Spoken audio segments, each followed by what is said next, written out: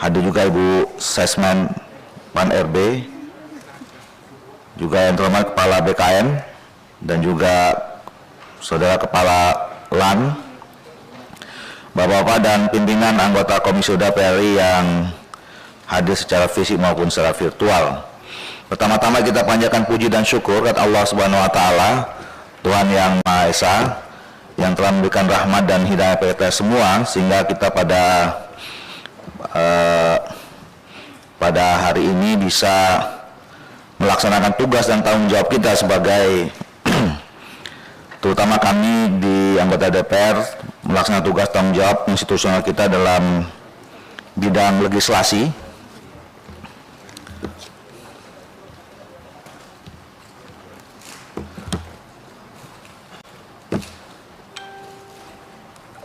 Bapak Ibu sekalian, seperti biasa rapat-rapat di DPR masih dilaksanakan secara hybrid, dan ada yang hadir secara fisik dan juga hadir secara virtual, dan itu otomatis memudahkan kita, dan saya bisa menyatakan bahwa forum ini telah memenuhi quorum dan telah sesuai dengan ketentuan pasal 281 ayat 1 Peraturan Tertib DPR RI. Oleh karena itu berkenanlah saya untuk membuka rapat ini, dan rapat ini terbuka untuk umum.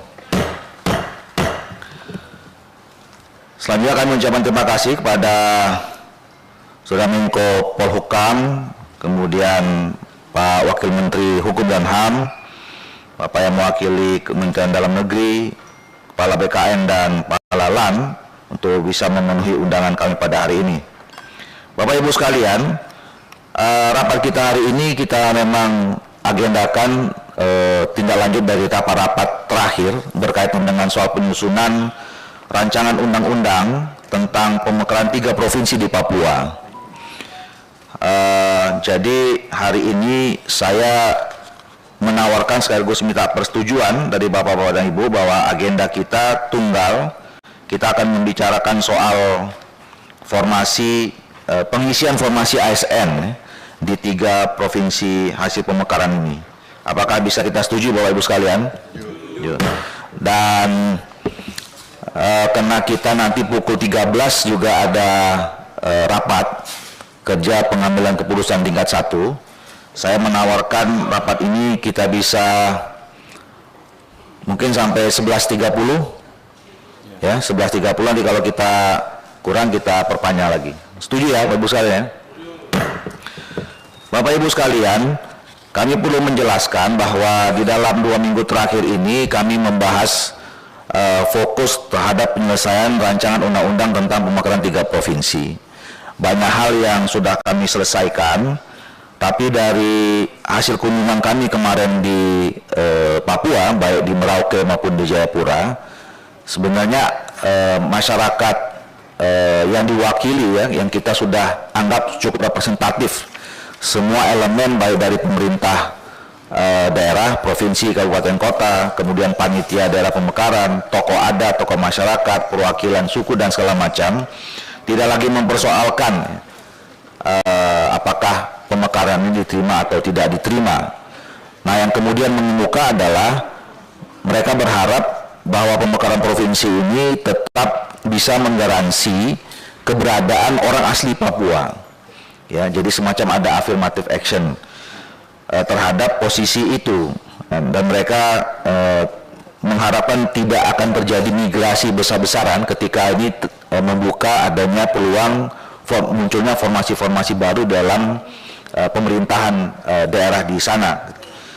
Nah, sesungguhnya di dalam salah satu penjelasan di undang-undang ini sudah tertera bahwa setiap pengisian formasi di Papua itu sudah dibuatkan maksimal harus memperhatikan 80% orang asli Papua. Nah, tetapi dari hasil diskusi kami kemarin, sepertinya kami akhirnya mengambil inisiatif dan menganggap perlu khusus untuk pengadaan ASN ini perlu pada pembicaraan serius gitu. Jadi kemarin kami mendapatkan informasi sekarang formasi yang ada di Papua itu seluruhnya sekitar 20.000 ya, 20.000. Nah, kalau nanti terjadi pemekaran pasti juga akan terjadi penambahan formasi. Nah, saya waktu itu bertanya sama pemerintah daerah. Pertanyaannya, kalau misalnya katakanlah kita asumsikan 25%, apakah memang orang asli Papua itu bisa 80% dari 25.000 itu juga cukup memenuhi atau tidak? Nah, kalau tidak langsung terpenuhi, apakah kita, bagaimana caranya supaya tidak terjadi migrasi? Ya, apa yang harus kita lakukan? Apakah misalnya dengan mempercepat, mempersingkat, memperpendek pendidikan itu langsung bisa dimasukkan atau bagaimana? Ini yang saya kira salah satu yang harus kita bahas. Yang kedua adalah soal posisi tenaga honorer. Ya, di sana juga ada tenaga honorer, tetapi kalau misalnya kemudian kita masukkan dengan peraturan yang ada soal umur dan segala macam itu pasti akan menjadi kendala. Nah, kemarin kita ada yang mengusulkan gimana kalau misalnya seleksi atau kemudian pengisian dari posisi tenaga honorer itu dinaikkan umurnya menjadi 50. Nah, ini kalau memang ini kita lakukan, apa implikasinya terhadap misalnya daerah-daerah yang lain? Ini kan saya kira juga harus kita bicarakan. Nah, oleh karena itu intinya adalah bahwa kita hari ini membicarakan bagaimana undang-undang ini juga ada relevansinya ya, terhadap kebijakan penataan ASN kita.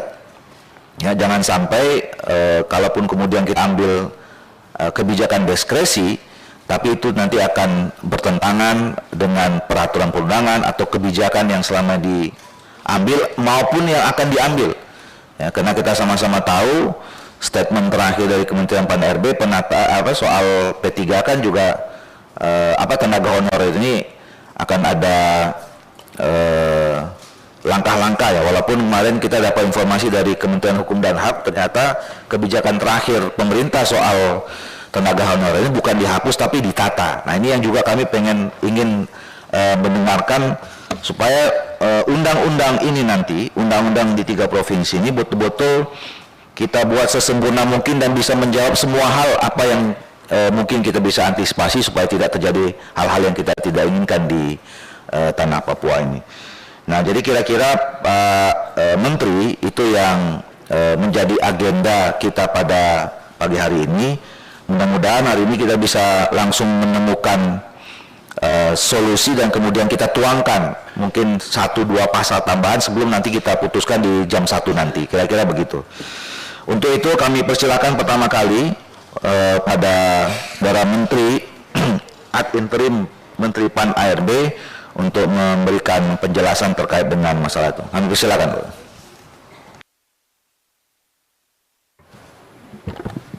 Baik, Assalamualaikum warahmatullahi wabarakatuh.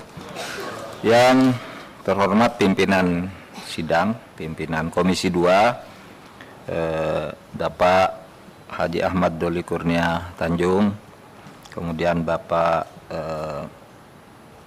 Dr. Junimat Girsang, Bapak Saan Mustafa, dan para pimpinan serta anggota Komisi 2 yang hadir langsung maupun yang hadir melalui virtual. Izinkan, saya adalah Menteri Pan-RB ad interim dan hari ini ditemani oleh Wamenkumham, kemudian Sesmin Pan-RB dan Deputi serta para staf ahli dan staf khusus, kemudian ada Dirjen PUM Kemendagri, kemudian ada juga Kepala BKN dan beberapa yang lain. Pada kesempatan yang bahagia ini, izinkan kami menyampaikan apresiasi dan terima kasih kepada pimpinan dan anggota Komisi DPR yang telah mengundang kami selaku wakil pemerintah guna memberikan masukan terkait dengan manajemen ASN pasca pemekaran Provinsi Papua kelak, yaitu Papua Selatan, Papua Tengah, dan Papua Pegunungan.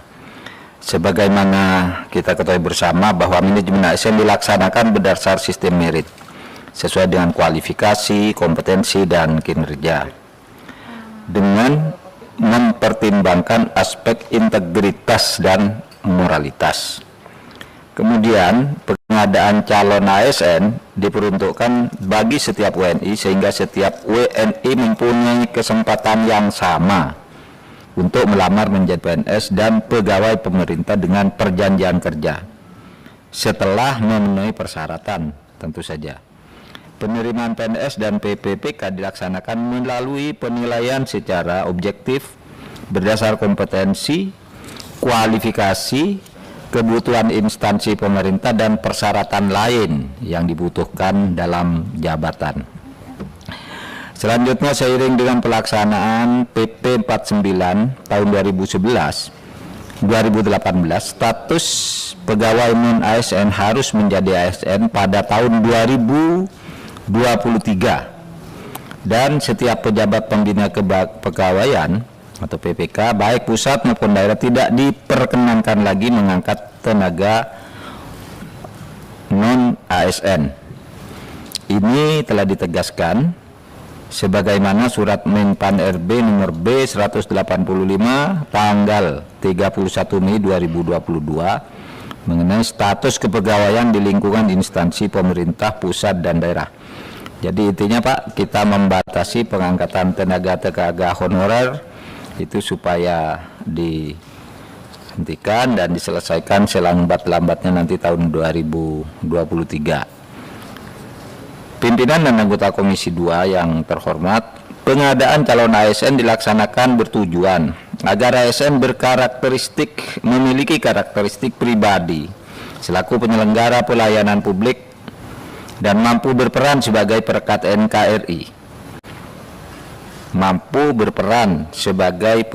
NKRI.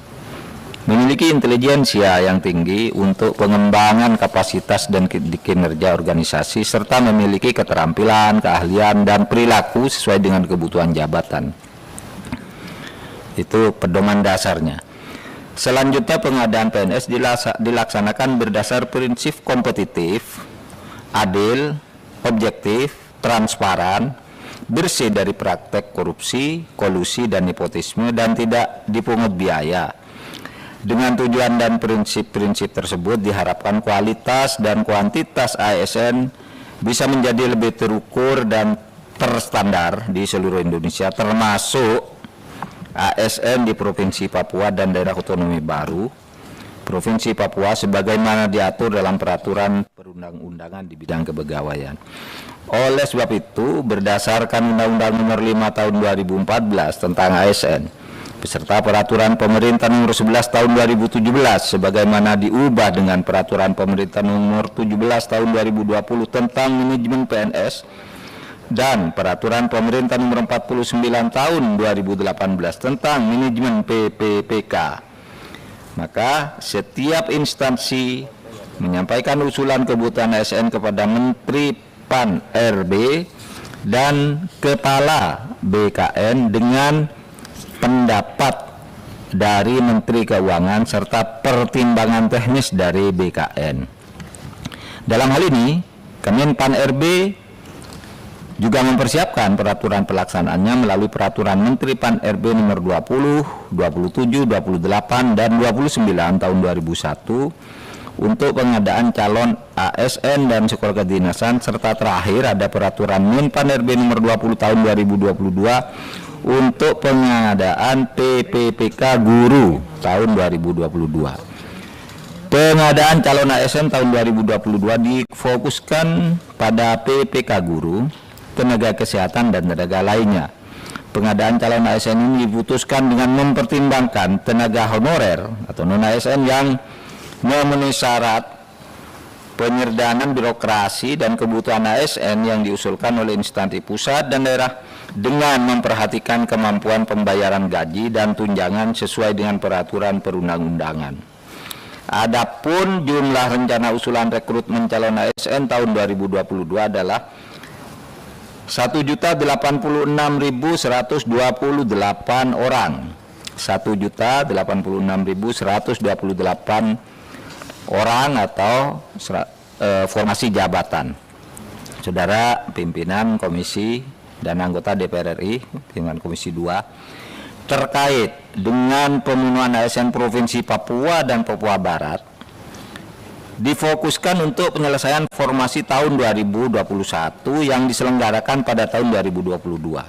Untuk formasi tahun 2022 hanya untuk jabatan fungsional PPPK guru dan tenaga kesehatan yang sekarang dalam proses validasi. Selain itu, antara tahun 2014 sampai dengan 2021, Provinsi Papua dan Papua Barat telah diberikan afirmasi pengangkatan calon ASN sebanyak 2.319. Diulangi, sebanyak 2.319 formasi jabatan. Alokasi formasi ASN tahun 2021 untuk Papua dan Papua Barat sebanyak 41.376 yang terdiri dari 20.000 tenaga honorer dan 8.895 CPNS untuk provinsi, kabupaten, kota se-provinsi Papua, serta 8.100 tenaga honorer dan 4.381 CPNS untuk provinsi, kabupaten, kota se-provinsi Papua Barat.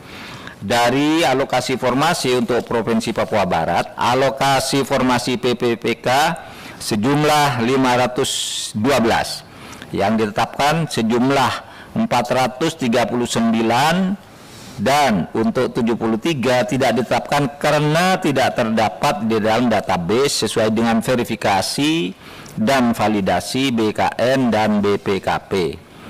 Sedangkan untuk Kota Sorong telah ditetapkan formasi CPNS tahun 2021 sejumlah 286. Selanjutnya masih terdapat proses penetapan formasi untuk Provinsi Papua sebanyak 1.838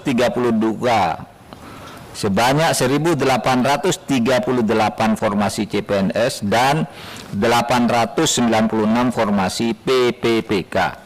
Serta untuk Kabupaten Mimika sejumlah 422 formasi CPNS dan 173 PPPK. Penetapan formasi sebagaimana tersebut didasarkan pada usulan formasi masing-masing PPK.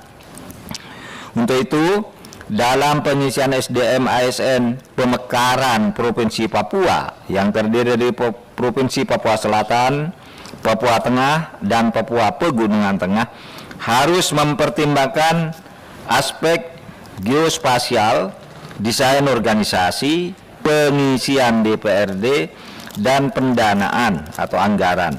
Selain itu, pemenuhan DOB Papua dilakukan melalui pemetaan jabatan yang dilakukan oleh Pemda masing-masing sesuai dengan kuota bagi orang asli Papua yang tersebar pada kementerian atau lembaga dan Pemda.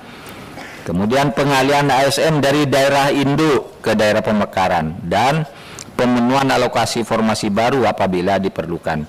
Dengan demikian, kami berpandangan bahwa kebutuhan ASN di DOB Provinsi Papua nantinya dapat dipenuhi dari tenaga honorer dan CPNS formasi 2021 dari Provinsi Induk, penerima beasiswa S2 Papua sebanyak 434 orang, dan lulusan IPDN periode 2017-2021 sebanyak 487 orang.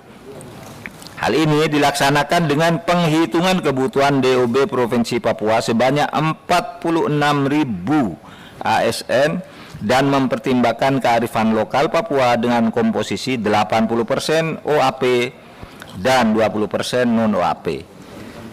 Pimpinan dan anggota Komisi 2 DPR RI yang terhormat, dalam hal pencepatan pengisian jabatan ASN dan agar pelaksanaan pemerintahan dan pembangunan berjalan dengan cepat, efektif, dan efisien, pengisian jabatan ASN pada DOB Provinsi Papua dapat dilakukan dengan 3 hal sebagai berikut. 1. Pengukuhan dalam jabatan bagi yang telah menduduki jabatan setara dengan jabatan yang masih satu rumpun jabatan, khususnya yang berasal dari Provinsi Induk. Yang kedua, uji kesesuaian dalam jabatan atau job fit bagi pegawai yang telah menduduki jabatan setara dengan rumpun jabatan yang berbeda. Lalu yang ketiga, seleksi terbuka dan kompetitif berdasarkan peraturan perundang-undangan.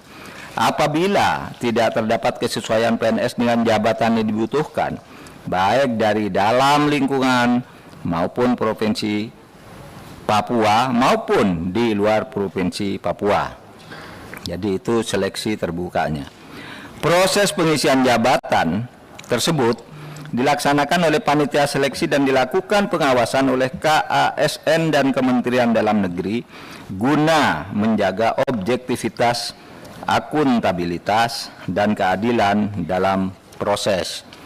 Pimpinan, sebelum saya akhiri, maka aspirasi tadi tentang dispensasi sebagai bagian dari aspirasi mengenai usia 50 tahun bisa kami pertimbangkan dan didiskusikan, dimatangkan kembali payung hukumnya pada kesempatan raker hari ini. Demikian penjelasan kami. Pada prinsipnya Kementerian PAN-RB akan mendukung upaya DPR dan pemerintah dalam rangka mewujudkan pemerintahan yang bersih dan melayani, serta upaya penguatan pemerintah daerah dalam mewujudkan kesejahteraan rakyat dan pemerataan pembangunan. Terima kasih. Assalamualaikum warahmatullahi wabarakatuh. Waalaikumsalam warahmatullahi wabarakatuh. Terima kasih Saudara Menteri. Selanjutnya kami ada yang mau ditambahkan dari BKN? Cukup. Pak Wamen. Terima kasih Pak Ketua. Yang saya muliakan para anggota Komisi 2, Pak Profesor Mahfud, Menteri PAN-RB ad interim, Kepala LAN, Bapak Kepala BKN. Pada dasarnya dengan adanya permintaan berdasarkan aspirasi yang disampaikan oleh Yang Mulia, kami dari Kementerian Hukum dan HAM menyetujui, dan ini adalah suatu proses panjang. Raison d'être dari Undang-Undang Otonomi Khusus Papua yang direvisi dengan Undang-Undang Nomor 2 Tahun 2021 antara lain adalah afirmasi terhadap sumber daya manusia. Dalam hal ini adalah melibatkan orang asli Papua. Dengan demikian kami dapat menyetujui apa yang disampaikan oleh Prof. Mahfud dalam kapasitas sebagai Menteri PAN-RB ad interim, dengan tadi juga dipertimbangkan untuk usia 50 tahun. Sehingga karena Undang-Undang Otonomi ini yang merupakan teknisnya itu ada pada Undang-Undang Pemekaran, dianggap sebagai suatu lex specialis sistematis ketika kita mencantumkan nanti di dalam undang-undang ini mengenai batas usia untuk pertama kalinya 50 tahun. Dengan demikian ketentuan yang lainnya tidak berlaku karena ini betul-betul bersifat ain malih terhadap undang-undang pemekaran ini. Sekian dan terima kasih. Baik, terima kasih Pak Wakil Menteri. Pak BKN nggak ada, Pak Mendagri nggak ada ya? LAN ada, silakan.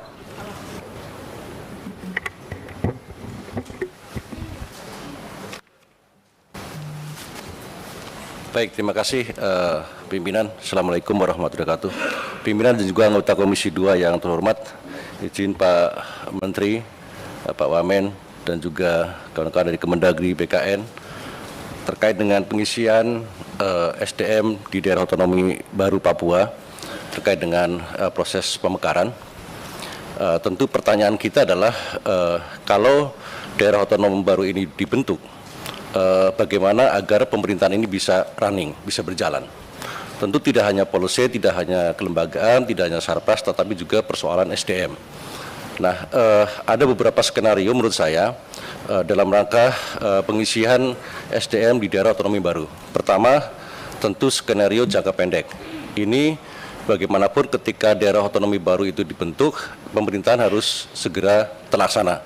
Untuk itu maka diperlukan SDM-SDM, pejabat-pejabat yang akan bisa melaksanakan tugas-tugas pemerintahan.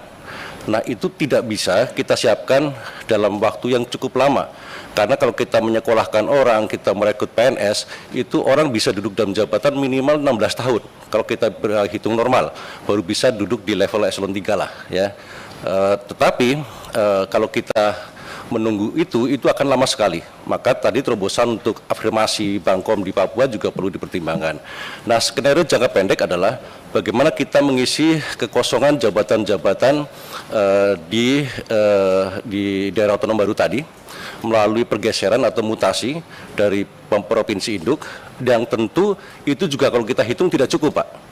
Saya sudah diskusi dengan teman-teman Biro Hukum di Papua beberapa waktu yang lalu, ini juga tidak cukup. Untuk itu maka tentu harus ada skenario. Kalau kita berpatokan pada 80% harus diisi oleh orang asli Papua, ini tidak akan tercukupi. Untuk itu maka perlu ada skenario. Misalnya dalam jangka pendek ya, untuk agar pemerintahan ini bisa terlaksana, diperkenankan atau dimungkinkan bahwa juga kita bisa ambil dari non Papua untuk sementara waktu jangka pendek. Tetapi setelah kita siapkan mereka, misalnya dalam waktu 3 tahun atau 5 tahun, baru kemudian 80% orang asli Papua ini sudah bisa diberlakukan murni, sambil kita menunggu hasil rekrutmen baru. Nah, Pak Ibu sekalian, mohon maaf, selain kita fokus pada rekrutmen CPNS baru dan formasi, saya juga ingin mengingatkan bahwa di Papua saat ini juga masih ada masalah terkait dengan CPNS-CNMS di sana. Dari tahun 18 sampai sekarang, masih ada 4.160 CPNS Papua yang belum latsar. Padahal undang-undang yang belum apa? 4.160 Yang belum apa? yang belum latsar, Pak. Lansar. Pelatihan dasar, sehingga mereka belum bisa diangkat jadi PNS murni. Padahal undang-undang mengamanatkan 1 tahun mereka harus ikut latsar. Ini tentu persoalan krusial. Kemarin saya kumpulkan semua, sekda-sekda kabupaten, kota, dan juga kepala BKD-nya agar diurus. Jadi persoalannya bukan sekedar anggaran, tetapi karena memang tidak diurus dengan baik. Untuk itu maka sesuai dengan surat dari Pak Bima bahwa akhir tahun ini mereka harus sudah selesai, kita sedang kebut duduk bersama agar mereka semua bisa diangkat menjadi PNS dalam tahun ini semua. Itu rekrutmen 2018, Pak. Kita bayangkan kalau kita rekrut sekarang tidak diurus juga, ini akan juga menjadi persoalan yang krusial di sana. Nah, tadi sampaikan oleh pimpinan bahwa kita perlu mencari alternatif baru bagaimana melakukan percepatan pengembangan kompetensi kapasitas kawan-kawan di sana. Sesuai dengan impres percepatan pembangunan Papua Barat, saya kira memang kita juga sedang lakukan ada namanya program Bangkom Afirmasi. Yang saat ini kita memang sedang mengusulkan tambahan anggaran untuk mendukung proses percepatan pengembangan kompetensi kawan-kawan di Papua melalui program magang, program pelatihan-pelatihan agar mereka bisa bisa ada percepatan peningkatan kompetensi mereka sehingga mereka siap duduk di dalam jabatan-jabatan yang ada di daerah otonomi baru tadi. Saya kira itu dari saya. Terima kasih. Wassalamualaikum warahmatullahi wabarakatuh. Waalaikumsalam warahmatullahi wabarakatuh. Pak Dirjen. Izin Pak Menpan RB, interim pimpinan. Saya menambahkan saja. Jadi benar bahwa disampaikan Pak Ketua tadi, sungguh-sungguh aspirasi dari masyarakat Papua. Bagaimana ada afirmasi. Ini ada 2 SDM sebenarnya, ada SDM aparatur, ada SDM masyarakat. Jadi untuk SDM aparatur kan selama ini sudah ada aturannya bagaimana pengangkatan ASN yang PNS dan ASN yang P3K. Nah, kalau kita hendak memenuhi 80% OAP dengan hukum yang tersedia tidak memungkinkan. Jadi kami sangat setuju dengan Bapak Menteri tadi, jika memang undang-undang ini memberi ruang afirmasi khusus untuk pengangkatan pertama kalinya, ada ruang diberikan afirmasi maksimal 50 tahun tadi. Dan mungkin ada waktu pimpinan yang jangka waktu yang diberikan, ini juga tidak berlaku selamanya. Ini ada 2 tahun pertama ini, begitu kita ketok hari ini misalnya, atau minggu ini undang-undang ini, tentu harapan masyarakat di Papua, mereka mendapatkan manfaat dari pemekaran ini.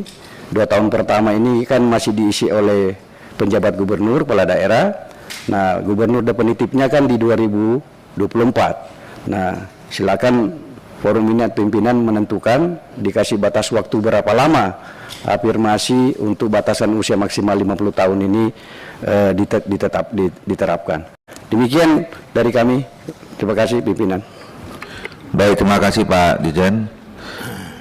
Bapak Ibu sekalian, saya kira kita langsung masuk ke pasal aja ya. Apalagi ini ada Pak Wamenkumham ini biasanya cepat ya ini. Tapi begini, sebelum kita masuk ke sana, apa tadi yang disampaikan oleh Kepala LAN itu ini menjadi catatan kita. Kami juga kemarin sudah sampaikan kepada Kementerian Dalam Negeri bahwa urusan pemekaran atau pembentukan 3 provinsi Papua ini tidak kemudian selesai begitu undang-undang ini diketok. Nah, kami meminta supaya ada roadmap atau rencana kerja ya, yang kemudian nanti juga perlu dikomunikasikan kepada kami sehingga memang nanti kita tahu sampai pembentukan final utuh provinsi ini jadi tahun 2024 atau tahun berapa. Nah, itu juga harus clear dan itu harus terintegrasi dari semua aspek. Nah, termasuk tadi yang disampaikan oleh Kepala LAN tadi ya. Jadi soal pengadaan nanti mungkin dari BKN juga begitu ya. Jadi terintegrasi. Juga nanti masalah soal kepolisian, soal TNI, soal IPDN dan macam-macam itu mungkin harus ada penambahan kuota atau diskresi khusus tentang itu supaya memang pada saat memang betul-betul utuh jadi provinsi itu semua isi undang-undang ini bisa terpenuhi. Nah, termasuk tadi misalnya, saya juga pernah membayangkan itu, saya diskusi kemarin nih, kalau misalnya tidak cukup, memungkinkan tidak dengan melibatkan dari lain, tapi tidak menjadi migrasi secara utuh, mungkin dikontrak berapa tahun gitu kan. Nah ini mungkin saya kira harus dibicarakan nanti sama di roadmap itu. Nah Pak Menteri, kemarin kami sudah punya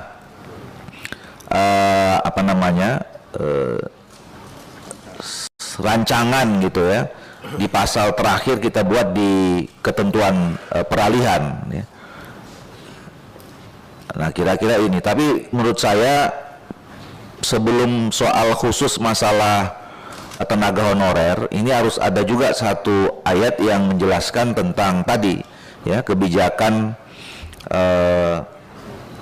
afirmatif ya terhadap pengadaan seluruh masalah ASN. Kira-kira gitu Pak Wamen. Jadi bukan hanya soal tenaga honorer saja, tapi juga bicara tentang tadi bagaimana undang-undang ini menjadi payung hukum untuk nanti bicara tentang roadmap pengadaan soal pengisian ASN itu. Jadi setidaknya kalau menurut saya mungkin pasal ini ada 2 ayat, yang satu bicara tentang soal pengisian soal ASN secara keseluruhan, yang kedua baru spesifik soal tenaga honorer. Atau ada pandangan lain? Silakan. Juga termasuk Bapak Ibu sekalian kalau misalnya ada pimpinan dan anggota Komisi 2. Izin Ketua. Silakan Pak Heru.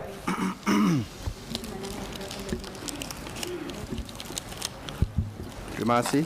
Assalamualaikum warahmatullahi wabarakatuh. Selamat pagi, salam sejahtera.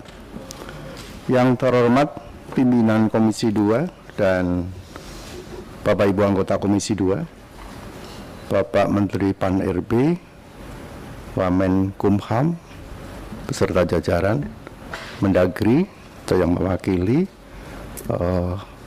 BKN, LAN, dan semua yang hadir dari pemerintah. Kami mengikuti walaupun mungkin belum sepenuhnya masuk ke pikiran saya. Yang pertama, afirmasi SDM. Saya kira ini satu kebijakan yang sangat bijaksana. Tentang batasan usia maksimum 50 tahun, kami menggarisbawahi. Kemudian yang disampaikan secara khusus oleh Kepala LAN, bagaimana ketika dalam jangka pendek formasi 80%, 20%, 80% untuk orang asli Papua belum bisa dipenuhi, bisa mungkin sementara 80%-nya katakanlah dikurangi 20% untuk non orang asli Papua naik. Secara teknis saya kira ini sangat masuk akal. Hanya kami mohon dipertimbangkan secara psikokulturalnya. Yang antara lain mungkin roadmap-nya harus secara jelas dan rinci. Itu pun saya belum terlalu yakin. Ya, pendek kata bagaimana ini supaya kebijakan yang sementara dan saya kira ini sesuai dengan kebutuhan bisa diterima oleh masyarakat setempat. Ini itu satu. Yang kedua, kita sudah bicara panjang lebar membahas dari hari-hari yang lalu sampai hari ini. Kita sudah banyak membicarakan pemerintahan dalam arti pemerintahan sipil. Tadi juga disinggung oleh Pak Ketua. Sementara pemerintahan yang kuat tentu tidak hanya pemerintahan sipilnya. Penjabat gubernur sudah diformat, ya. Aparat di bawahnya juga sudah diformat. Tapi saya menggarisbawahi juga bagaimana untuk aparat militer, kepolisian, kemudian juga aparat penegak hukum lainnya seperti kejaksaan dan lain sebagainya. Saya kira ini penting. Pertanyaan saya dalam pikiran saya, apakah ini bisa sekaligus dibicarakan di sini? Karena ini menyangkut aparat TNI, lembaga kepolisian dan lain sebagainya. Yang saya pikir ini tidak bisa dipisahkan. Kalau kita bicara pemerintahan dan juga pemerintahan daerah seutuhnya, dalam hal ini untuk daerah otonomi baru di Papua. Sekian, terima kasih. Itu. Assalamualaikum warahmatullahi wabarakatuh. Assalamualaikum warahmatullahi wabarakatuh. Pak Samsul, baru Pak Gaus.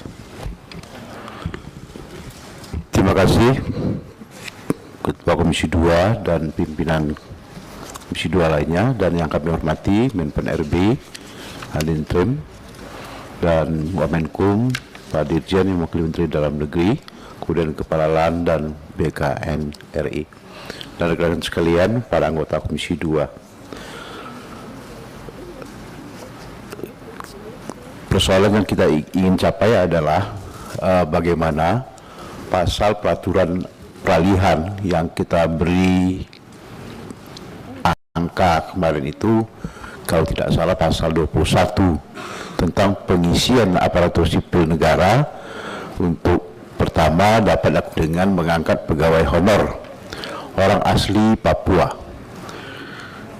Tempoh hari Pak Dirjen juga pernah menyampaikan bahwa jumlah yang diperlukan untuk setiap provinsi itu atau ketiga provinsi baru di Papua ini adalah 1.200 orang.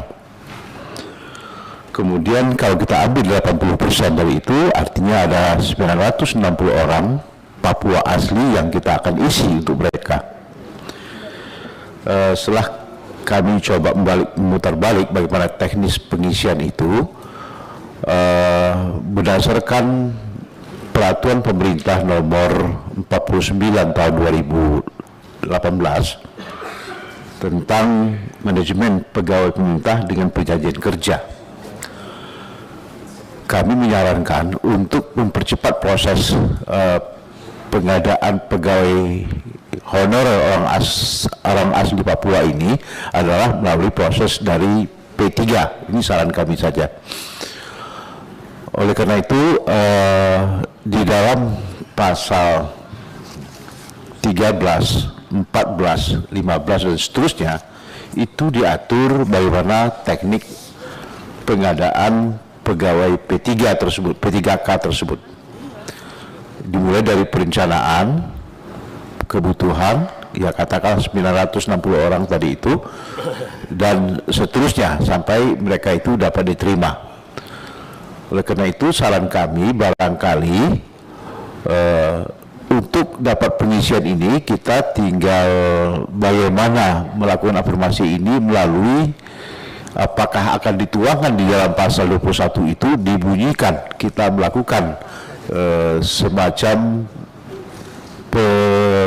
penyiapan peraturan pemerintah yang lebih menyempurnakan sikit dan memberikan afirmasi khusus kepada orang asli Papua pada pasal 21 tersebut yang intisarinya bagaimana PP 49 tahun 2014 itu diberikan tambahan-tambahan pasal atau ayat tambahan yang kita bunyikan pada pasal 21 untuk memperkuat undang-undang ini. Tinggal lagi nanti ke depan bagaimana PP itu kita selesaikan, tapi setidaknya pasal 21 sudah terisi bagaimana para kita menghadapi suasana peralihan menjelang semuanya akan menjadi definitif, baik itu gubernur dan PNS serta P3K-nya. Barangkali saran kami seperti itu Pak Ketua, kita masukkan pasal 21 ini dengan tambahan dibunyikan bagaimana kita melakukan afirmasi terhadap peraturan pemerintah nomor 49 tahun 2018 tersebut. Pengisian aparatur sipil negara untuk pertama kali dapat dilakukan dengan tolong dikembalikan layarnya. Kami ulangi, pasal 21, pengisian aparatur sipil negara untuk pertama kali dapat dilakukan dengan mengangkat pegawai honor orang asli Papua yang telah terdaftar sebagai tenaga honor kategori 2 di BKN untuk pegawai negeri sipil dan untuk P3K dengan, nah ini kita tambahkan apa kalimat yang diperlukan untuk afirmasi yang intinya memerintahkan kepada kita pengisian itu dilakukan dengan menyiapkan melalui perubahan peraturan pemerintah nomor 49 tahun 2014 tersebut. Jadi kita pada saat ini memprioritaskan bahwasanya 80% untuk orang asli Papua itu untuk jatah P3K sementara ini guna dapat mengejar waktu yang diperlukan seperti yang disarankan oleh Pak Dirjen kemarin itu. Kita perlu persiapan untuk pelantikan dan segala macamnya, tapi tenaga atau task force-nya kita ambil dari P3 yang sudah melalui proses penerimaan mereka dengan cara diberikan informasi khusus sehingga penerimanya jadi lebih cepat. Saya kira demikian saran kami Pak Ketua. Terima kasih. Assalamualaikum warahmatullahi wabarakatuh. Assalamualaikum warahmatullahi wabarakatuh. Pak Gaus. Terima kasih pimpinan. Assalamualaikum warahmatullahi wabarakatuh. Pimpinan dan anggota Komisi 2 yang saya hormati, Bapak Menteri Adentrin, Menpan RB, Pak BKN, Wamen, Kepala LAN, Pak Dirjen, hadirin dan hadirat yang saya muliakan. Menyimak apa yang disampaikan oleh Pak Menteri Adentrin, Menpan RB, banyak informasi yang kita dapatkan dari apa yang beliau sampaikan kepada kita dalam rangka menjawab persoalan-persoalan berkaitan terhadap akan ditetapkan dan diputuskannya daerah otonomi baru yang jumlahnya juga dahsyat, yaitu sebanyak 3 provinsi. Apa yang disampaikan oleh Ketua adalah menjadi persoalan bagi kita dalam menyikapi pemerintahan berikutnya. Di BBC hari ini disebutkan oleh Joe Hermansyah, mantan Dirjen Oda, dikatakan daerah otonomi baru gagal. Dan saya membantah terhadap persoalan itu. Salah satu persoalan yang beliau sampaikan adalah, pertama adalah tentang anggaran dari daerah yang bersangkutan. Yang kedua adalah yang bersangkutan terhadap apa yang sedang kita bicarakan. Tentu ini sesuatu yang perlu kita sikapi secara seksama. Dan saya menyampaikan terima kasih kepada Pak Menteri yang sudah memberikan gambaran tentang kondisi objektif di daerah Papua itu. sebagaimana disampaikan, sudah ada yang bersifatnya penetapan formasi, ada juga dalam proses penetapan formasi, baik di APDM, P3K, dan lain sebagainya. Tentu saya juga berharap kepada pimpinan apa yang disampaikan oleh Kepala LAN. Tentu kita tidak serta-merta menerapkan 80% orang asli Papua itu. Dan saya sangat setuju perlu ada roadmap sehingga jelas bahwa keberpihakan kita kepada Papua dalam rangka percepatan pembangunan dalam berbagai aspek kehidupan adalah merupakan sesuatu yang mutlak kita lakukan.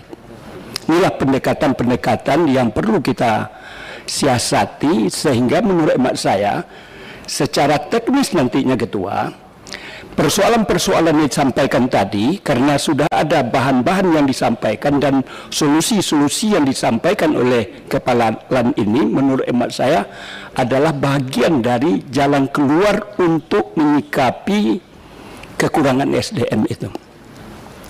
Namun dari apa yang disampaikan oleh BKN, peta dari 29 kabupaten kota, ini juga bisa menjawab terhadap persoalan-persoalan untuk mengisi jabatan-jabatan.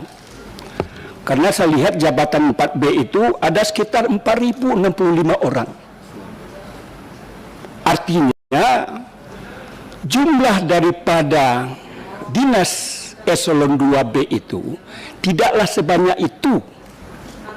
Berat ada yang jabatan 4B yang dimiliki oleh seseorang itu, dia tidak punya jabatan eselonisasi itu.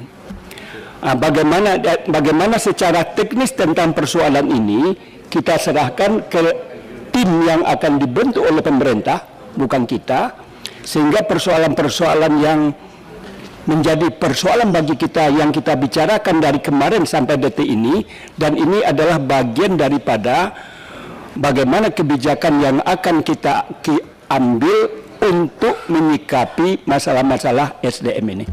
Jadi intinya Ketua, saya sangat menyetujui perlu ada roadmap, kemudian kita bentuk tim khusus yang berkaitan tentang persoalan ini, sehingga kekhawatiran terhadap pengisian jabatan-jabatan yang ada, apakah P3K dan lain sebagainya, jabatan eselonisasinya, tentu bisa kita wujudkan dengan melakukan pemetaan dan membentuk tim khusus untuk mengisi persoalan-persoalan yang kita bicarakan pada hari ini.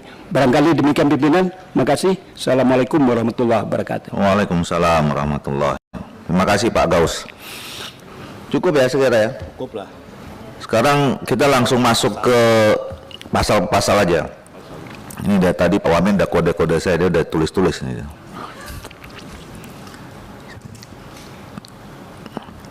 Silakan Pak Wamen. Makasih Pak Ketua, ini tadi dari Prof Mahfud ini juga, jadi berdua ini. Ini mungkin dijadikan 2 ayat, jadi tidak dimasukkan dalam penjelasan. Mungkin kami bacakan dulu untuk aturan. Langsung tulis saja. Ya. Saya bayangkan. Untuk ayat 1-nya, untuk pertama kalinya pengisian ASN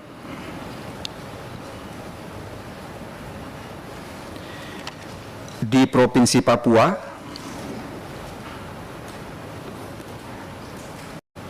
dapat dilakukan dengan titik 2.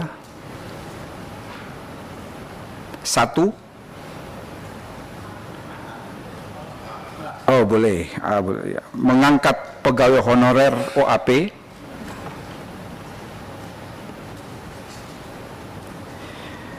yang telah terdaftar sebagai tenaga honorer di BKN, sebagai CPNS, dan pegawai pemerintah dengan perjanjian kerja.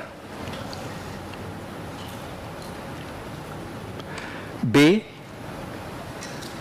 Persyaratan untuk menjadi ASN sebagaimana dimaksud pada huruf A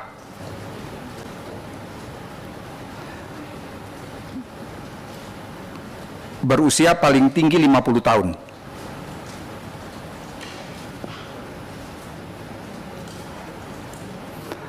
Ayat 2, penataan ASN selanjutnya di Provinsi Papua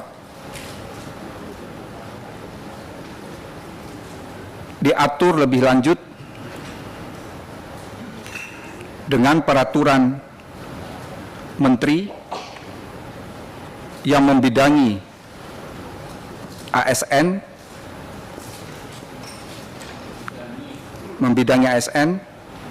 dengan memperhatikan ketentuan pada ayat 1 sebagai bentuk afirmasi. Demikian Pak Ketua. Ya udah. Kalau Pak Wamen apalagi udah berkonsultasi dengan ahli hukum Pak Menko, udah selesai, udah kita tinggal ketok palu aja ini. Tinggal persoalannya itu Provinsi Papua atau Papua Selatan ya? Ditambahkan selatan ya, oke. Semua untuk 3 ya. Jadi ini kena kini kita ini sekarang ini bahas yang selatan dan nanti akan mutadis dengan yang lain. Disebutnya untuk pertama kalinya pengisian ASN di Provinsi Papua Selatan. ASN-nya dipanjangnya aja. Pengisian aparatur sipil negara dengan mengangkat pegawai honorer orang asli Papua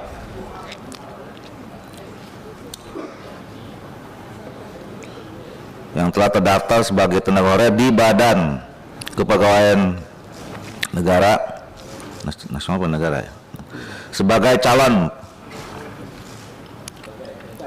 pegawai negeri sipil dan calon pegawai pemerintah dengan perjalanan kerja. Oke. Ini gajinya nih P3K itu kan dibebankan ke provinsi. Oh ya. Kalau P3K. Pesan. Tua, mungkin koreksi redaksi aja. Masukan untuk yang huruf A ya, karena di situ ada kata sebagai 2 kali di situ ya. Jadi sebagai tenaga honorer di Badan Kepegawaian Negara sebagai calon. Kalau saya boleh kasih masukan, menjadi aja, menjadi calon gitu. Terima kasih Ketua. Tetap sebagai kemudian menjadi ya, menjadi calon. Oke. Persyaratan untuk menjadi aparatur sipil negara sebagaimana dimaksud pada huruf A berusia paling tinggi 50 tahun. Penataan aparatur sipil negara selanjutnya di Provinsi Papua Selatan diatur lebih lanjut dengan peraturan menteri yang membidangi aparatur sipil negara dengan memperhatikan ketentuan pada asal sebagai bentuk afirmasi. Oke. Peraturannya peraturan P-nya peraturan menteri besar. Nah, ada pertanyaan. Kalau dijelaskan seperti ini di poin A itu, selama ini kan P3K itu menjadi tanggungan APBD ya. Nah, itu gimana kita mensinkronkan dengan pasal-pasal di sebelumnya yang kita menjelaskan bahwa semua proses ini lebih diutamakan penggunaan anggarannya dari anggaran APBN. Kira-kira ini ada masalah nggak nih? Ada saran buah istilah tenaga honor K2 itu barangkali itu yang mengklasifikasikan apakah pembiayaan dengan APBD atau APBN. Jadi saran saya barangkali kategori saja Pak Ketua. Jadi tenaga honor kategori 2 tidak pakai 1 2 pilih honor saja mungkin. So, nanti di situ APBD APBN ya. Yang nomor 3. Nggak, jadi sebetulnya kalau sudah di BKN itu sudah kategori 2 ya, benar ya? Dengar Pak ya? Nggak perlu ditegaskan. Silakan Pak BKN. Saya lengkapi sedikit. Ya. Tadi dibuat dalam draft itu poin D itu 1B batas usia paling tinggi 50 tahun di dalam PP 49 dan paling rendah 20 tahun. Apakah tidak perlu kita buat yang paling rendah? Barangkali mereka yang 17, 14, 18 tahun bisa melamar, dan itu melanggar ketentuan PP 49 itu. Kalau PP 49 itu dibunyikan 20 tahun dan maksimal 50 tahun. Kalau berkenan ya kita tinggal menambah minimal 20 tahun. Nggak usah lah. Ya, Pak. Ya, sudah Pak Samsul? Sudah siap. Oke, silakan Pak Pegawai. Terima kasih Bapak Pimpinan. Izin Pak Menteri. Tunggu, jangan dulu, tambah dulu, tunggu. Jangan dulu tambah dulu itu. Oke, silakan Pak Pegawai. Jadi yang pertama, untuk tenaga honorer K2 Papua, karena belum ada Papua Selatan, sekarang masuknya dalam Provinsi Papua. Itu jumlahnya 8.658. Dari 8.658 itu 7.867 itu SMA, SMP, dan SD. Nah, ini apakah mereka akan berdampak pada pembentukan provinsi baru kalau rekrutmennya adalah SMA, SMP, SD? Itu yang pertama. Yang kedua, tidak semua tenaga honorer K2 yang ada dalam database itu OAP. Jadi banyak yang non OAP. Betul. Ini apakah yang akan diangkat itu semuanya tenaga honorer K2 atau hanya yang OAP saja? Dan lebih banyak yang non OAP ya? Banyak yang non OAP. Nah itu. Kemudian yang ketiga, mungkin persyaratan 50 tahun itu adalah untuk PNS, bukan untuk ASN, karena untuk P3K tidak ada batasan usia. Jadi untuk PNS itu berusia bisa paling tinggi 50 tahun, tapi ini hanya untuk pertama kali.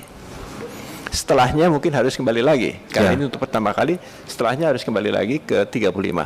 Atau diberikan jangka waktu, Papua diberikan afirmasi untuk menerima CPNS dari umum yang usianya paling tinggi 50 tahun selama 5 tahun ke depan. Karena ini database Dukcapil di sana masih untuk orang Papua masih belum akurat. Jadi banyak sekali orang-orang tua yang KTP-nya umurnya 25. Jadi ini yang daftar CPNS itu 18 tahun tapi umur kalau lihat mukanya itu sudah tua gitu Pak. Jadi data Dukcapilnya sendiri belum rapi. Jadi misalnya diberikan waktu 5 tahun ke depan, usia maksimum 50 untuk CPNS umum itu mungkin bisa juga gitu. Boros di muka ya Pak. Ya Pak, kepala. Boros di muka ya. Boros di muka. Nah kemudian yang 4B yang seperti disampaikan Pak Gus Pari Gaus tadi itu kebanyakan guru Pak. Jadi tidak mungkin serta-merta menjadi pejabat struktural. Jadi memang sudah tadi disampaikan oleh Pak Menteri bahwa pertama adalah dipindah dari provinsi, kedua di job fit yang setara, yang ketiga seleksi terbuka untuk yang lain. Saya kira sementara itu Pak. Makasih. Jadi kalau menurut saya dengan informasi yang disampaikan barusan oleh Kepala BKN, justru yang ayat 2 itu menjadi nomor 1 menurut saya.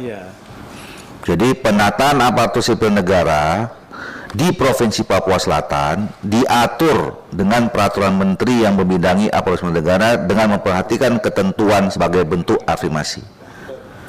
Baru nanti secara spesifik kita bicara tentang yang untuk pertama kalinya, gitu, ya. Jadi, karena ternyata kan masalahnya nggak sederhana, kompleks, ya. Kalau lihat faktanya, lihat data itu nggak dengan mudah. Walaupun kita bilang orang asli Papua, ternyata nggak semua, gitu kan. Nah, jadi yang ayat 1 penataan aparatur sipil negara, jangan pakai selanjutnya di Provinsi Papua Selatan, ya. Diatur, lebih lanjutnya hilang. Diatur dengan peraturan menteri yang berwenang aparatur sipil negara dengan memperhatikan bentuk afirmasi, memperhatikan ketentuan bentuk afirmasi. Nah, gimana? Dengan memperhatikan gimana Pak? Gini, dengan ketentuan-ketentuan khusus sebagai bentuk afirmasi. Ya, dengan ketentuan-ketentuan khusus sebagai bentuk afirmasi. Memperhatikannya dihapus. Dengan memperhatikannya hapus. Ya. Ya. Nah, jadi ini nanti menjadi entry point untuk nyusun roadmap tadi. Jadi Kementerian Dalam Negeri kalau membuat roadmap rencana kerja harus lintas KL. Ini termasuk khusus untuk ASN. Nah, kemudian yang ayat 2-nya, untuk pertama kalinya pengisian aparatur pendaga di Provinsi Papua Selatan melakukan dengan mengangkat pegawai honor orang asli Papua. Jadi orang asli Seponya, Pak. Orang asli Papua yang terdaftar sebagai tenaga honorer. Nah, menurut saya kategori 2-nya kan nggak perlu lagi ya, karena sudah dokter BKN. Iya, sebagai tenaga honorer yang terdaftar, yang telah terdaftar sebagai tenaga honorer di BKN. Benar, Pak? Ya. Pak BKN. Jadi di Papua ini sekarang sedang demo, Pak. Demonya oleh tenaga honorer non K2 yang jumlahnya jauh lebih banyak daripada K2. Mereka ingin juga diperhatikan gitu. Tapi jadi mungkin tenaga honorer K2 perlu ada di sana, Pak, karena untuk membedakan dengan tenaga honorer non database. Tapi makin sering demo nanti, Pak, kalau dibuat K2 yang lain nggak dimasukin. Gimana tuh? Nah, tapi, artinya sementara kan kita butuh. Dari segi jumlah kan sebetulnya yang demo sekarang nggak tertampung dengan K2 itu kan kita butuhkan juga sebetulnya. Atau dilepas orang asli Papua sebagai tenaga honorer, atau kalaupun mau dibuat ini ya didaftarin dulu dia ke BKN semuanya. Gimana? Sebetulnya sekarang ini pemerintah Menpan RB sudah memberikan formasi 20.000 untuk Provinsi Papua dan Kabupaten Kota. Sekarang ini sedang dalam proses verifikasi. Kemudian tahun 2021 juga ada tambahan formasi 8.895. Itu sebetulnya untuk menampung tenaga honorer K2. Jadi dari jumlah itu sebetulnya ini sudah menampung semuanya untuk tenaga honorer K2 maupun untuk tenaga honorer yang umum tadi. Berarti itu kan udah masuk ke ayat 1 tadi kan, yang jumlah formasi disiapkan segala macam tuh nanti sampai turun kan ada 1. Nah kalau gitu berarti tetap dibuat K2-nya, Pak. Tenaga honorer kategori 2. Untuk yang pertama kali nih tetap. Oke, yang lain sisanya itu ngikutin kebijakan Menpan RB, ada formasi khusus tadi ya. Balik ke ayat 1. Walaupun itu sekarang ini sedang dilakukan verifikasi untuk menampung mereka. Menjalin calon. Nah, tadi pertanyaan soal kalau disebutkan pegawai pemerintah dengan perjalanan kerja itu tanggungannya siapa nanti, Pak? APBN atau APBD ya? Kalau formasinya dari pemerintah, ini biasanya dari DAU, Pak. DAU? Iya, kalau P3K.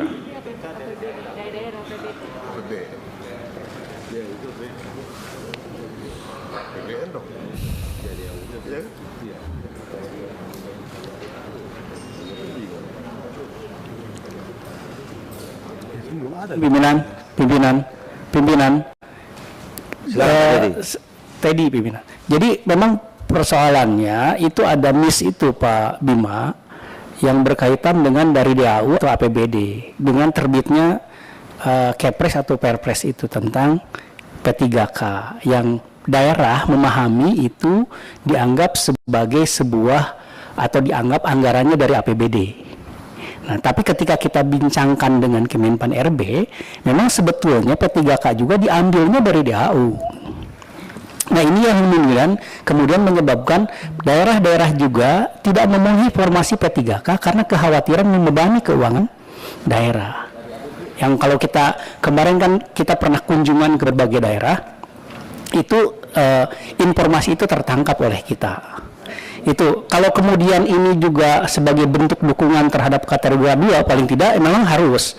Kenapa? Karena K2 itu harusnya sudah tidak ada lagi di Indonesia ini.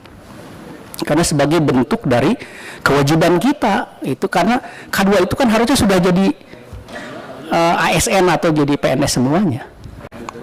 Demikian pimpinan, terima kasih. Informasi lagi Pak Ketua. Silakan Mas Samsul. Tambahan melengkapi apa yang sudah disampaikan Pak Teddy, ketika kita berkunjung ke Provinsi Jawa Barat, mereka menyampaikan siap untuk membayar honor K2 ini dari APBD mereka, sepanjang kuotanya itu diberikan keabsahannya dari pemerintah kepada pemerintah daerah Provinsi Jawa Barat. Dijawab oleh Pak Menteri ketika itu, Pak Cahyo, bahwasanya kuota tetap akan dipegang oleh Kementerian PAN, artinya di pusat. Jadi artinya kuota dan pendanaan tetap dari pusat. Ini tambahan informasi saja. Pimpinan, izin pimpinan nambahnya sedikit. Kalau itu Jawa Barat menurut saya karena relatif mampu. Tapi kalau daerah-daerah yang di luar Jawa Barat untuk membebani keuangan dengan APBD itu termehek-mehek. Pimpinan, terima kasih. Pimpinan. Interupsi Pak Hendro, silakan. Ya, makasih pimpinan.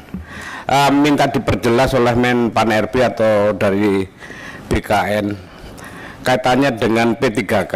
Jadi setiap instruksi keputusan untuk menambah P3K itu kan bermasalah di daerah. Nah, saya ingin minta penjelasan apakah penambahan P3K ini berkorelasi atau otomatis penambahan DAU itu. Ini yang menjadi masalah. Terima kasih.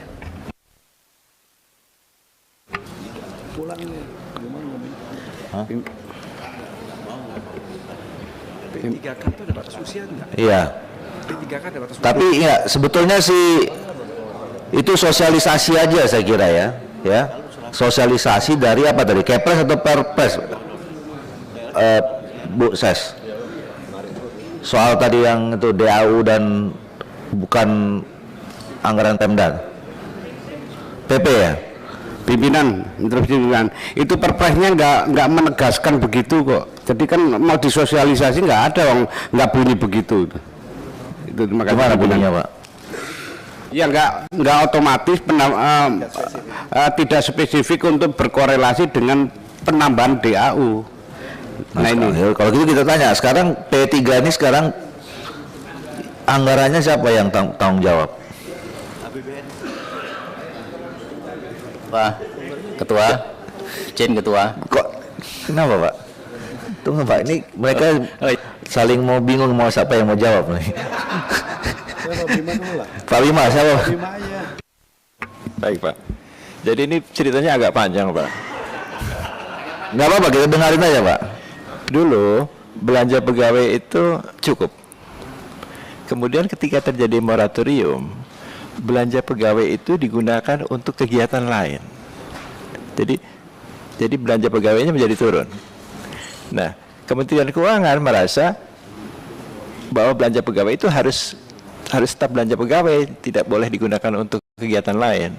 Jadi mereka hanya menambahkan dari jumlah dulu kok cukup, sekarang kalau saya tambah sekian mestinya juga cukup. Padahal dana itu sudah digunakan untuk kegiatan yang lain. Nah itu masalahnya di sana Pak. Jadi banyak daerah yang kemudian tidak memiliki anggaran untuk membayar P3K.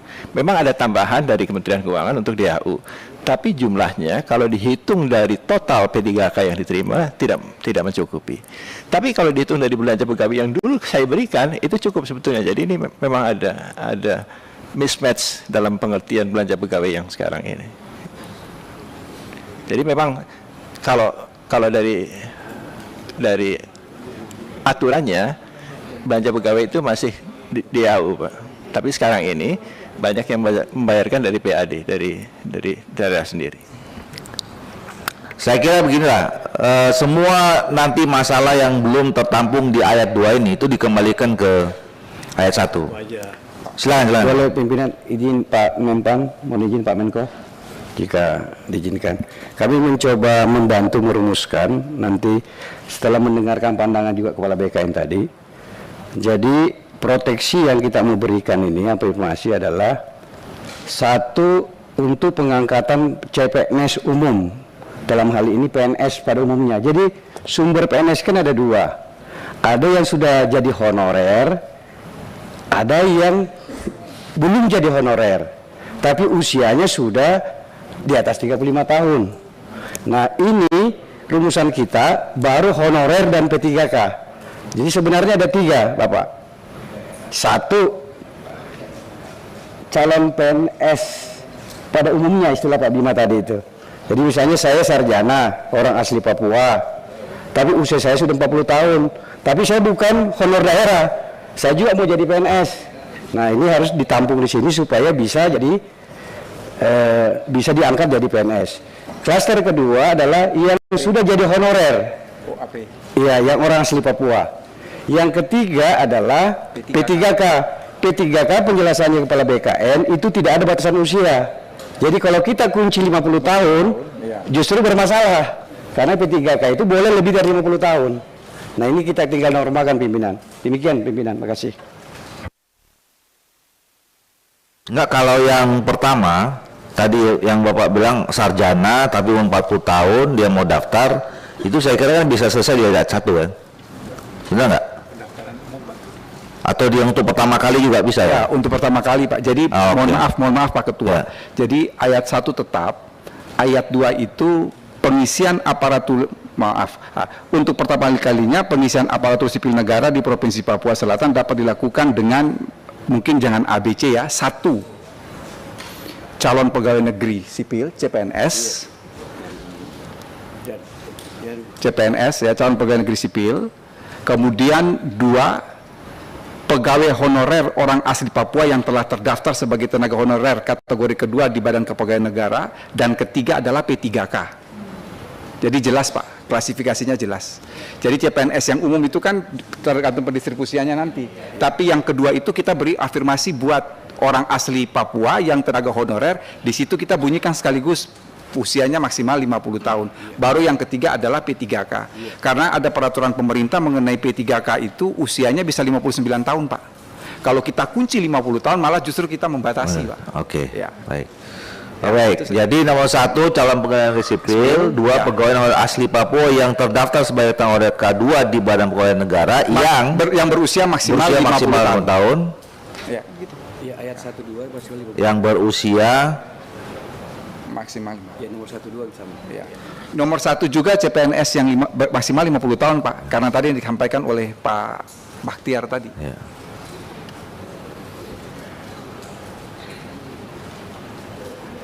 Oke. Yang ketiga, pegawai pemerintah dengan perjanjian kerja. Ada koreksi sedikit Pak Ketua. Silakan Pak. Mohon izin. Pada angka 2 itu, situ dibunyikan memang pertamanya 1 calon pegawai negeri sipil, yang kedua pegawai honor. Hanya saja persoalannya pegawai honor orang asli Papua yang terdaftar sebagai tenaga honor kategori 2. Kita mau mengangkat pegawai honor, tapi sementara mereka sudah menjadi tenaga honor juga. Bagaimana itu barangkali Pak Bima? Ya, bisa di situ kan dibunyikan pegawai honorer yang orang asli Papua sebagai tenaga honor kategori 2 yang terdaftar sebagai, jadi artinya mereka kan sudah terdaftar sebagai K2 di BKN, tapi kita mau menjadikan mereka menjadi pegawai honor juga. Itu bagaimana? Enggak Pak, itu ayat 2-nya kan berbunyi untuk pengisian aparatur sipil negara di Provinsi Papua dapat dilakukan dengan, kan selama ini honorer kan bukan aparatur. Ya, begitu Bu. Sehingga itu honorer itu untuk menjadi aparatur sipil negara. Iya. Sudah dipayungi oleh ayat 2 itu Pak. Calon pegawai. Yang B-nya saya maksud Pak Menteri. Iya, B-nya itu kan berinduk ke 2 bahwa menjadi aparatur ya, honorer kategori 2 untuk menjadi aparatur, itu maksudnya. Sehingga dengan sendirinya menjadi aparatur sipil negara. Karena sudah ada di ayat 2-nya itu payungnya. Ayat 2 payungnya, Pak. Di atas. Ya, apakah tidak dijelaskan untuk membedakan status mereka antara pegawai honor sebelum dia diterima menjadi pegawai, apakah dibunyikan yang dimaksud oleh Pak Menteri tadi sebagai aparatur mereka, supaya berbeda antara baris pertama dengan baris keduanya itu. Pegawai honor orang asli Papua terdaftar sebagai tenaga honor kategori 2.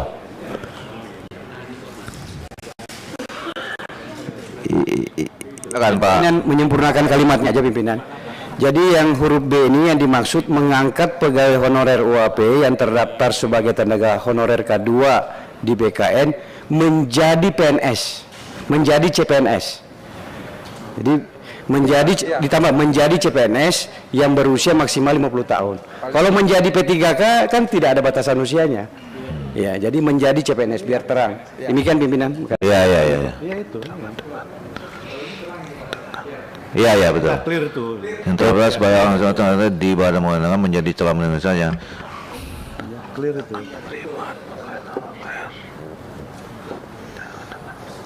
ya itu juga ayatnya depannya di atasnya juga harus ada tambahan itu, dilakukan dengan, bukan dilakukan dengan, mungkin dilakukan dengan penerimaan kali ya. Ya. Hah? Kan nggak dilakukan dengan calon enggak. Penerimaan. Ya. Izin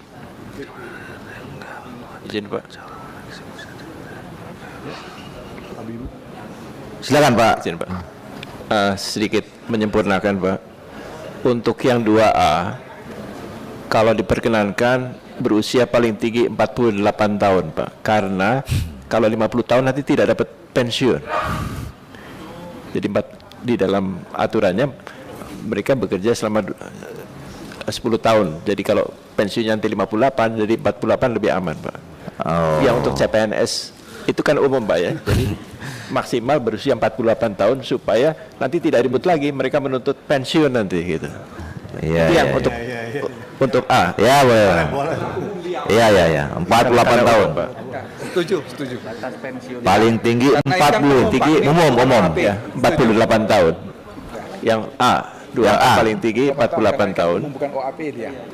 Setuju Pak. Pimpinan,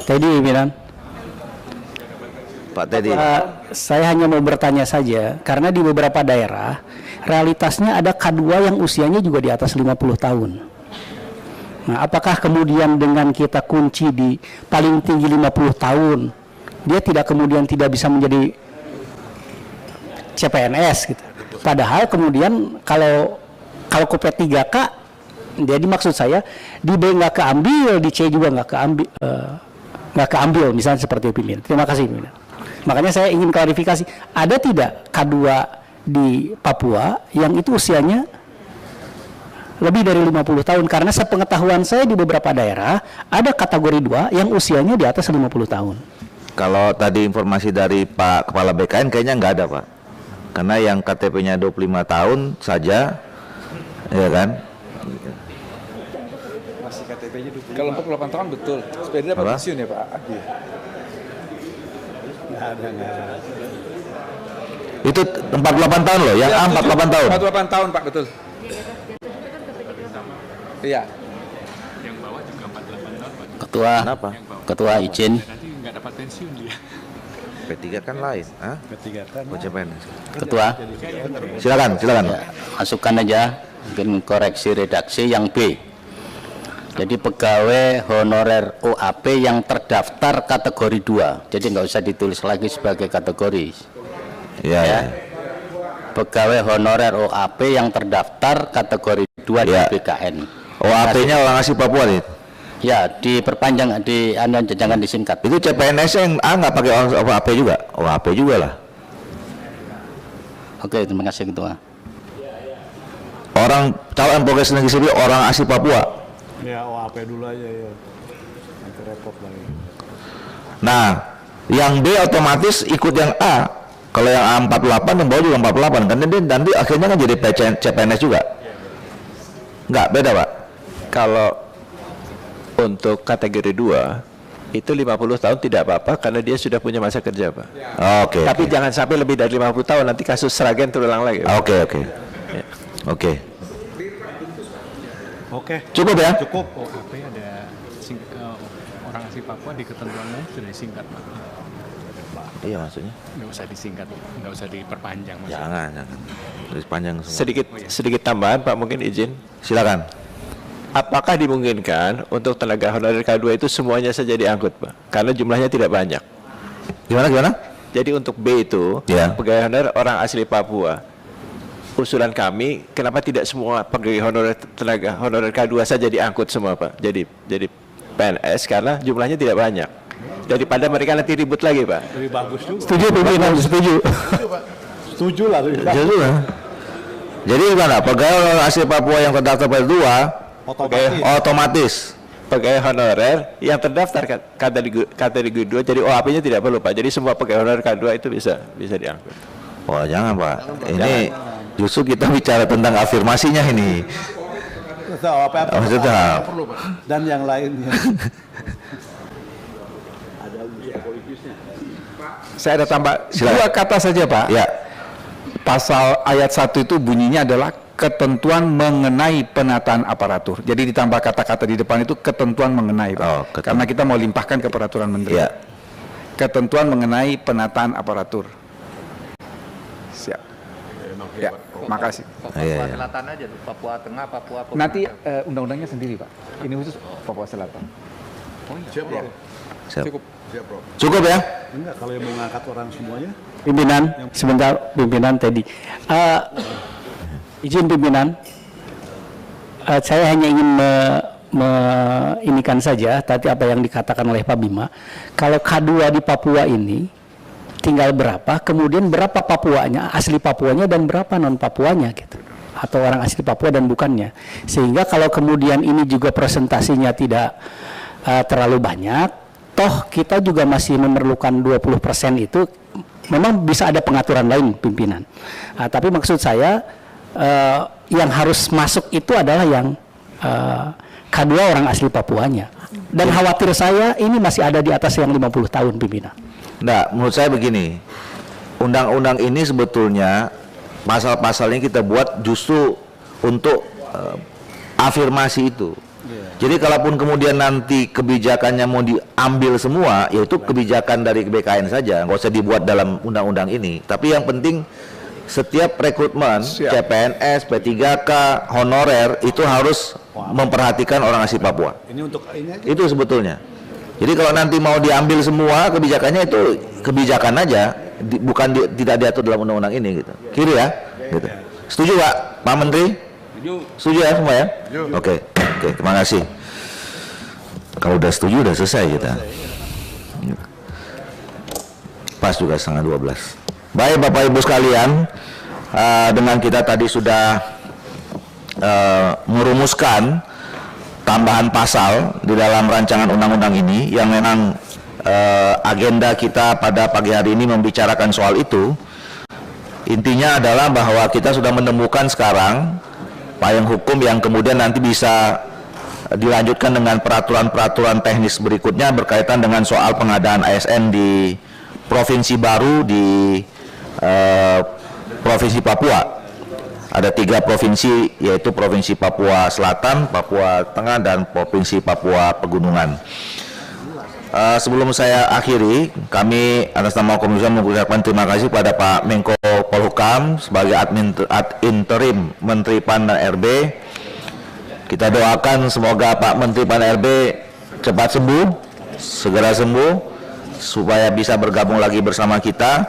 Terima kasih juga Ibu Sasmen, Bapak Kepala BKN, Pak Dirjen Polpum, Pak Kepala BKLAN, dan seluruh jajaran. Terima kasih juga kepada Bapak Ibu pimpinan dan anggota Komisi 2 DPR RI, baik yang hadir secara fisik maupun hadir secara virtual. Dengan mengucapkan alhamdulillahirabbil alamin, maka rapat ini bisa saya nyatakan ditutup. Terima kasih, selamat siang, salam sejahtera bagi kita semua. Bila taufiq hidayah, assalamualaikum warahmatullahi wabarakatuh.